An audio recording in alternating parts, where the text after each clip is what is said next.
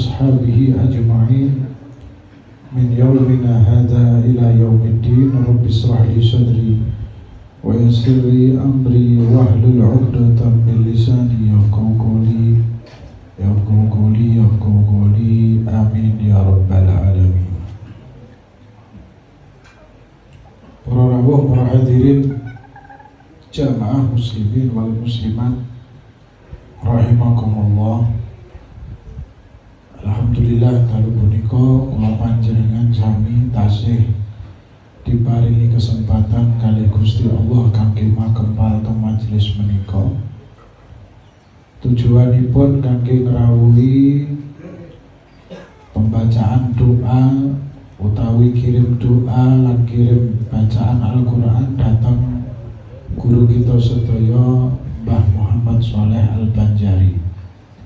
Kita dongaaken sami-sami mugi-mugi beliau diparingi Gusti Allah padang dalane. Amin. Jembar kuburane. Amin. Lan makempal kalian para nabiyin. Amin. Wasiddiqin wasyuhada wassalihin wa hasuna ulaika rafiqa. Para rawuh, para hadirin ingkang dimuliakan Gusti Allah. Kanjeng Nabi Muhammad sallallahu alaihi wasallam beliau bersabda, mautul mar'u ala ma 'asha alaih. Kama qala Nabi sallallahu alaihi wasallam. Seseorang itu kelak dia akan mati dalam keadaan bagaimana yang sering dilakukan di setiap kehidupannya. Ya, kita melihat para hadirin bahwa setiap kehidupan Mbah Shaleh itu digunakan untuk ajak-ajak mencintai Kanjeng Nabi Muhammad SAW. Beliau sendiri pernah bercerita, beliau pernah ketemu sama Habib Ja'far Al-Kaf. Namun pesannya Habib Ja'far Al-Kaf Maula Kudus niku namung setunggal kon ajak-ajak sholawat datang Kanjeng Nabi Muhammad, ngajak wong sholawat datang Kanjeng Nabi Muhammad SAW. Tentunya karena kita melihat kehidupan beliau yang begitu luar biasa, sering mengajak orang untuk dekat dengan Allah, dekat dengan Kanjeng Nabi Muhammad SAW, maka ketika meninggal beliau, maka yang mengantarkan tentunya orang-orang yang sudah beliau didik dan begitu banyak. Yang mensolatkan pun kita lihat berapa sof yang mensolatkan beliau. Dikatakan bahwa 3 sof saja seorang mayat itu disolatkan, maka mayat itu maghfurlah, diampuni oleh Allah Subhanahu wa ta'ala, dan yang hadir ikut diampuni oleh Allah Subhanahu wa ta'ala. Maka kita lihat beliau begitu banyak disolatkan oleh para pecintanya, oleh orang-orang yang pernah beliau didik, oleh orang-orang yang pernah beliau tolong. Tidak sedikit yang beliau tolong. Beliau itu memang hidupnya selain ajak-ajak sholawat kepada Nabi Muhammad, ajak-ajak cinta Nabi Muhammad, dan beliau sering banget menolong orang. Dan termasuk saya ini termasuk orang yang tertolong berkat tangannya Mbah Shaleh. Saya ini dulu pertama kali dapat tugas ceramah dari guru saya, Habib Alwi. Itu saya cuma berkutik dari kampung ke kampung saja. Ini sebagai pengalaman cerita tahadus pindah. Kebetulan 2005 saya diizinkan untuk berbicara di ruang publik sama guru saya. Ketika itu saya masih ingat betul, pertama saya bicara di publik itu saya ditugaskan untuk menjadi ketua tim dakwahnya remaja Masjid Assegaf. Ketua tim dakwahnya Masjid Assegaf. Saat itu saya masih belum begitu berani ceramah di Hayal Alame. Beraninya cuma di kampung-kampung, di Genteng, di Losari. Melanjutkan dakwahnya Habib Syekh, melanjutkan dakwahnya beliau. Subhanallah, ya cuma berkutik di situ-situ saja. Saya yang ngajak Umang bin Zain, Mas Harsono, orang-orang Masjid Istiqomah itu. Saya ngubung-ngubung di situ, plak-plak di situ. Ya sampai karena dulu ya, walaupun tidak sering, tapi saya beberapa kali kalau Ramadan itu duduk di tempatnya Habib Syekh sampai malam, ya ketemu sama yang namanya Mbah Soleh ini. Ketemu sama Mbah Soleh, subhanallah ya biasa, dia kalau Mbah Soleh ini paling seneng kalau ada habaib atau sayyid yang punya potensi, mesti diunggulkan sama dia, mirip-mirip sama Habib Anis. Habib Anis itu, Habib Muhammad Anis, anaknya Habib Alwi yang dimakamkan di Masjid Riyadh, itu paling seneng nek ada anak muda berpotensi.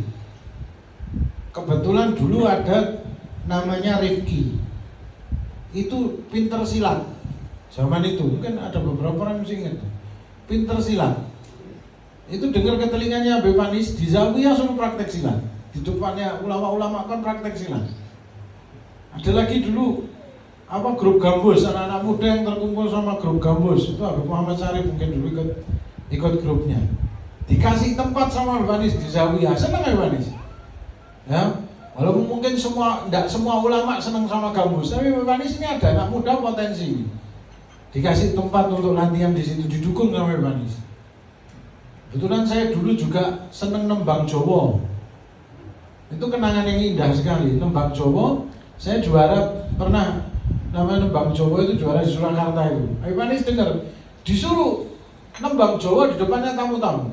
Nembang Jawa, bayangkan, di depan tamu-tamu Adromu. Tapi tamu Adromu tambah mudeng nembang Jawa, orang mudeng. Tapi Habib Anis senang dan dijelaskan, Habib Anis ngerti bahasa Jawa, dijelaskan. Ini yang diucap ini mirip-mirip qasidah. Ini senang. Begitu pula yang saya lihat dari profil Mbah Soleh itu senang, ono cah nom kok duwe potensi itu senang, apalagi habaib.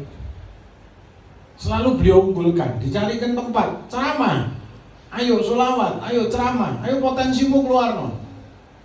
Seperti yang kita sering, iki kaya ngene iki dalane mbah-mbahmu. Biasanya dia ngomong gitu. Aku ki mau manut mbah-mbahmu, ngono tok omongane. Tapi subhanallah, orang nek ikhlas ya. Kita ngelihat profilnya Mbah Saleh itu orang yang betul-betul ikhlas. Terus orang nonton ngaling-ngaling. Tidak ada tendensi apapun. Tidak ada tendensi apapun. Ya, beliau kalau mau terkenal di Kalimantan Selatan itu bisa loh. Tuh manut karo omongannya Mbah Soleh di Kalimantan itu. Ditudang-tuding manut ini pejabat, ditudang-tuding manut. Tapi memang beliau tidak ada tendensi ke situ. Anak mau karo pejabat-pejabat kono njaluk mobil, njaluk omah dikei kabeh. Ya, dikei kabeh, tapi tidak ada, memang gitu. Masalah itu gitu, kharikil adat. Orang bilang kharikil adat. Kharikil adat itu keluar dari adat.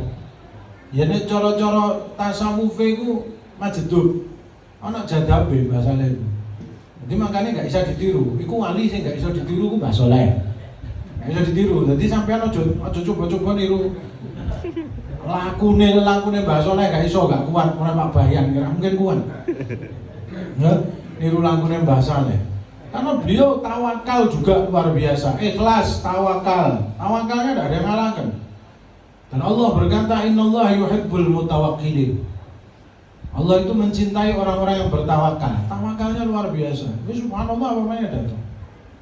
Nah, ketika saya kenal Mbah Soleh, saat itu sama beliau diajak ke majelis Minggu Kliwonnya Kiai Abdullah Sa'ad, Allah yarhamu, Pondok Plesungan, Pondok Al-Insaf Plesungan. Itu dulu yang misi-misi Habib Syekh, ya, sama rombongan Habib Syekh. Itu saya diajak ke situ, digandeng, dikenalkan Kiai Abdullah Sa'ad. Itu yang kenalkan saya Mbah Soleh. Sampai kenal Kiai Abdullah Sa'ad, sampai akhirnya sama Kiai Abdullah Sa'ad dikenalkan ke masyarakat umum, iso sholawat, iso ceramah, sampai iso ngisi ning endi-endi, sampai saiki kula tinggal ning Bekangan kanjus sholawat Bekangan berkat Mbah Abdullah Saad dan berkat dikenalkan sama Mbah Soleh. Jadi jariyahnya ngalir terus Mbah Soleh. Saya tiap ngisi yang istilahnya dalane saka Mbah Soleh, saka Mbah Abdullah Saad. Setiap saya ngisi umpama kono gantengke majelis Abdullah Saad, kono ngaji sama Abdullah Saad, itu Mbah Soleh dapat jariyahnya. Sampai gedung saya dibangun, Mbah Soleh itu dapat jariyahnya. Itu amal jariyah. Ngalir semuanya, ya jari. Dan semuanya ngalir ke Mbah Soleh. Bayangkan. Makanya tidak salah kalau dia meninggal, yang nyolatkan segitu banyak, yang sedih segitu banyak, yang kelangan segitu banyak, yang doakan segitu banyak. Ya, kita perlu introspeksi diri. Apakah besok kalau kita sudah mati segini banyak kita yang doakan? Apakah segini banyak yang membacakan manakib kita? Ada enggak kita manakib yang bisa dibacakan? Kalau Mbah Soleh banyak manakibnya. Beliau ya senang ziarah ke wali, mana-mana diziarahi. Waliullah di mana-mana diziarahi. Orang-orang soleh di mana-mana didatangi, dimintai doa. Dan beliau ketemu sama orang-orang soleh terdahulu. Habib Ahmad Tempel ketemu, Habib Husin Brani ketemu, Tuan Guru IJ Zaini Abdul Ghani ketemu, Tuan Guru Syarwani Abdan ketemu. Orang-orang soleh beliau banyak bertemu. Bakat man qad ra'ahum aw ra'aman ra'ahum. Beruntung orang yang melihat mereka dan orang yang melihat mereka. Jadi memang sirnya itu luar biasa, rahasianya beliau itu luar biasa. Nah, kita tinggal kembali kepada diri kita bercermin, kita mengambil ibrah dari beliau. Bisa enggak besok kita kelak kayak beliau gini? Didoakan orang banyak.